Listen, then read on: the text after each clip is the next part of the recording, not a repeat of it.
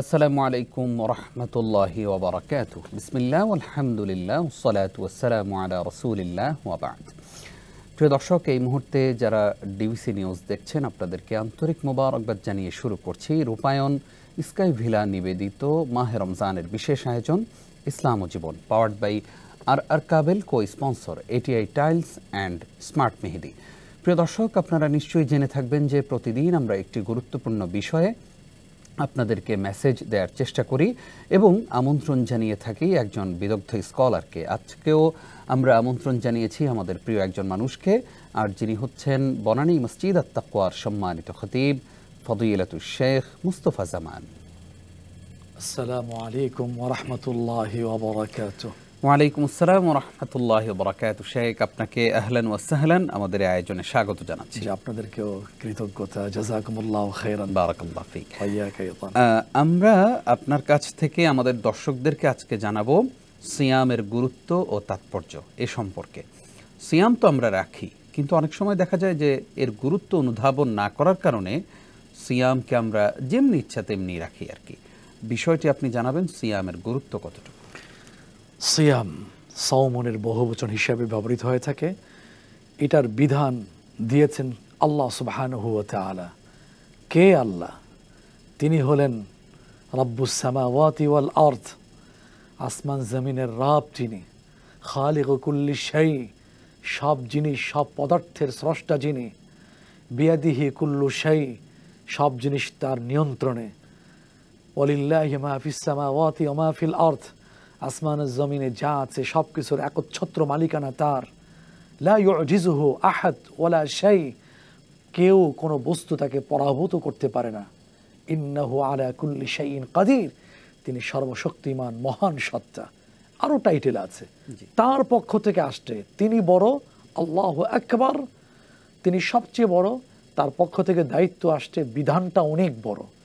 আর যারা আমরা আরবি টুকটাক বুঝার তৌফিক আল্লাহ তাআলা দিয়েছেন, আমরা বুঝতে পারবো এই বিধানটা দেওয়ার ক্ষেত্রে কেমন শব্দ তিনি চুজ করেছেন। সূরা বাকারা 2 পারা 6 পৃষ্ঠাে আসছে, ইয়া আইয়ুহাল্লাযীনা আমানু কুতিবা আলাইকুমুস সিয়াম, এই রোজা, এই সিয়াম তোমাদের অবধারিত করে দেওয়া হয়েছে, ইসলামী পরিভাষা ফরজ করে দেওয়া হয়েছে। করণীয় বিধানের মধ্যে সর্বোচ্চ বিধানের নাম হলো ফরজ, আল্লাহ করেছেন, রসুল করেননি। জাআলাল্লাহু লাকুম সিয়ামাহু ফারিদাহ ওয়া কিয়ামা লাইলিহি তাতাওয়া, আল্লাহ তাআলা তোমাদের উপরে সিয়ামকে ফরজ করেছেন, রাতের নামাজ, রাতের ইবাদতকে নফল করেছেন। তো এইটা হলো অলঙ্ঘনীয় বিধান। মুসলিম আকেল সুস্থ মস্তিষ্কের অধিকারী, বাড়িতে থাকেন, মুকিম, রাখার মতো শারীরিক সক্ষমতা আছে, তাকে রোজা রাখতেই হবে। বালেগা যিনি হয়েছেন, ইসলামী শরীয়তের গণ্ডি মার্জিনের মধ্যে চলে আসছেন, যাকে ইসলামী পরিভাষা বলে মুকাল্লাফ বিশরায়া, তাকে রোজা রাখতেই হবে। মা বলার অধিকার নেই, বাবার বলার অধিকার নেই, বাবা তুমি রেখো না, মা তুমি রেখো না। রোজা রাখলে চেহারার দিকে তাকাতে পারবো না। মায়া, আপনার মায়া আমার মায়া কতটুকুন? সন্তানের প্রতি মা বাবার দয়া যতটুকুন, তার চেয়ে 99 গুণ মায়া দয়া হচ্ছে আল্লাহ সুবহানাহু ওয়া তাআলা। উনিকে আমার চেয়ে কম বোঝেন? আল্লাহ বিধান দিয়েছেন, আপনার নিষেধ করার কে? আপনি যদি নিষেধ করেন, আপনার নিষেধের মধ্য দিয়ে আপনি বুঝাচ্ছেন আল্লাহ আমার সন্তানের উপরে রোজার বিধান দিয়ে জুলুম করেছেন। নাউজুবিল্লাহ। ওমা রাব্বুকা বিযাল্লামিল লিল আবিদ, আল্লাহ কারো প্রতি জুলুম করেন না, জালেম নন। পাশাপাশি কেউ যদি রোজা রেখে, এটা এত বড় বিধান, শক্ত বিধান, রোজা রেখে শরীয়ত কর্তৃক গ্রহণযোগ্য কারণ ছাড়া, মিন গায়রি রুখসাতিন ওয়ালা মারাদিন, যদি শরীয়ত কর্তৃক গ্রহণযোগ্য কারণ ছাড়া রোজা ভেঙ্গে ফেলে, লাম ইয়াকদিহি সাওমুদ দাহরি কুল্লি, সারা জীবন রোজা রাখলে ওই রোজার মান কখনো পাবে না। আখিরাতে কি শাস্তি, ভয়াবহ শাস্তি মেরাজে রাসূলুল্লাহ সাল্লাল্লাহু আলাইহি ওয়াসাল্লাম দেখেছেন। এই হলো রোজার গুরুত্ব সংক্ষিপ্ত আকারে। আমরা এরপরে আরো একটু জানবো ইনশাআল্লাহ, ছোট্ট একটি বিরতির পর ইনশাআল্লাহ। প্রিয় দর্শক, আপনারা দেখছেন রূপায়ণ স্কাই ভিলা নিবেদিত মাহে রমজানের বিশেষ আয়োজন ইসলাম ও জীবন, পাওয়ার্ড বাই আর কাবেল, co sponsor ATI tiles and smart Mehedi. প্রিয় দর্শক, অনুষ্ঠানের এই পর্যায়ে ছোট্ট একটি বিরতি নিচ্ছি, আমাদের সঙ্গে। প্রিয় দর্শক, আপনাদেরকে আরও একবার স্বাগত জানিয়ে শুরু করছি রূপায়ণ স্কাই ভিলা নিবেদিত মাহে রমজানের বিশেষ আয়োজন ইসলাম ও জীবন, পাওয়ার্ড বাই আর কাবেল, co sponsor ATI tiles and smart Mehedi. আজকে আমাদের সঙ্গে রয়েছেন একজন বিদগ্ধ স্কলার, বনানী মসজিদ আত-তাকওয়ার সম্মানিত খতিব শেখ মুস্তফা জামান। শেখ, স্বাগত আপনাকে আরও একবার। আমরা আপনার কাছ থেকে জানতে পারছিলাম যে সিয়ামের গুরুত্ব। আপনি আমাদেরকে বলবেন যে রমজান মাস আসলেই আমরা মানে এই মাসটাকে খাওয়ার মাস, ভোগের মাস হিসেবে আমরা এই মাসটাকে পালন করি, এবং অনেক সময় দেখা যায় যে আমরা এই ধারণাও পোষণ করি যে রমজানে যত বেশি খাবো কোনো হিসাব নেই। আসলে কি তাই? এটা মনে হয় ব্যবসায়ী সমাজ থেকে, কোনো মহল থেকে এই কথাটা হাদিসের নামে চালিয়ে দেওয়া হয়েছে, অথচ প্রতিটা বিষয়ের তো হিসাব না হবে, পাই টু পাই।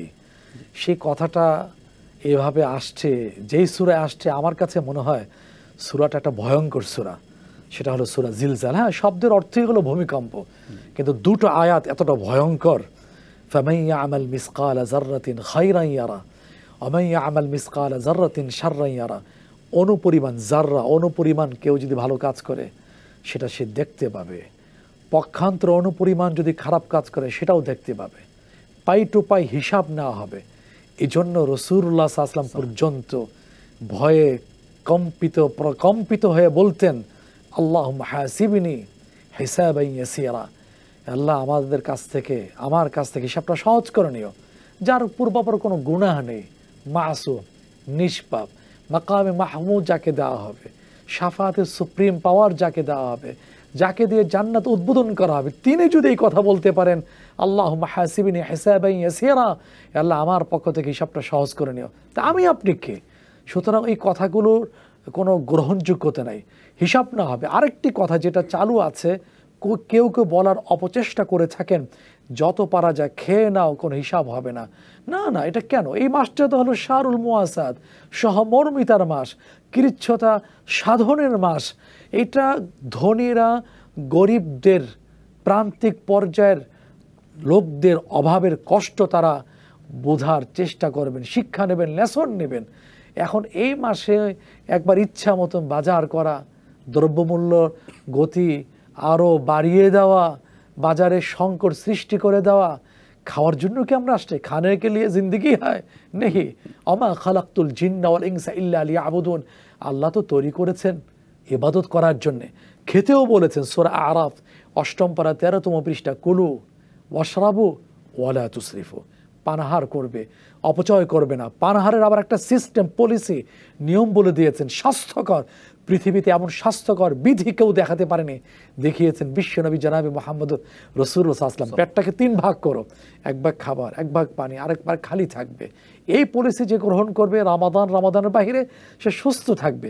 সুতরাং এই কথাটার কোনো বিশ্বাস করার কোনো সুযোগ নেই। এরপরে জি, ফজিলতের কথা আসছে, যেটা আমাদের শুরু কথা ছিল। যেহেতু রোজার বিধানটা ফরজ আল্লাহ দিয়েছেন, ফজিলত কি কম হবে? তাৎপর্য কম হবে? সব কম হবে? নিশ্চয়ই হবে না। সবটা হবে এত বেশি লোভনীয়। হাদিসে আসছে সবগুলো ইবাদত আল্লাহ নির্দিষ্ট করে ফেরেশতার মাধ্যমে দিবেন, আর রোজার ইবাদতের পুরস্কার স্বয়ং আল্লাহ সুবহানাহু ওয়া তাআলা হয়ে দেবেন, নিজে দিবেন।